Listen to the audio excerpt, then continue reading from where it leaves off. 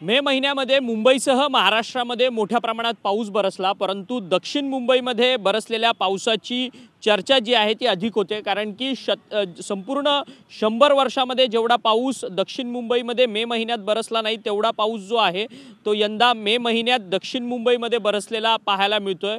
कुलाबा इथल्या हवामान खात्याच्या वेधशाळेकडनं ही संपूर्ण माहिती जी आहे ती आता समोर येताना पाहायला मिळत आहे। 1918 साली जवळपास 279 मिलीमीटर इतका पाऊस पडलेला होता मे महिन्यामध्ये, आणि त्यानंतर शतकातला सर्वाधिक पाऊस जो आहे तो दक्षिण मुंबईमध्ये यंदा अर्थात 2025ला मे महिन्यामध्ये पडला। तो तब्बल 500 मिलीमीटरपेक्षा अधिक पाऊस जो आहे तो दक्षिण मुंबईतल्या अनेक शहरांमध्ये बरसलेला असल्याचं पाहायला मिळते। आणि त्या संदर्भातली माहिती जी आहे, आकडेवारी जी आहे ती मुंबई हवामान विभागाकडून आता जारी करण्यात आलेली आहे।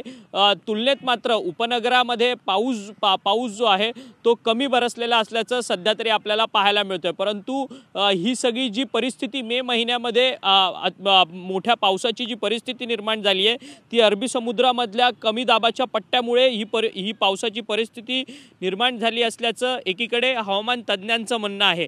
परंतु सातत्यानं मोठ्या प्रमाणात पाऊस जो आहे तो मुंबईमध्ये बरसताना पाहायला मिळतोय।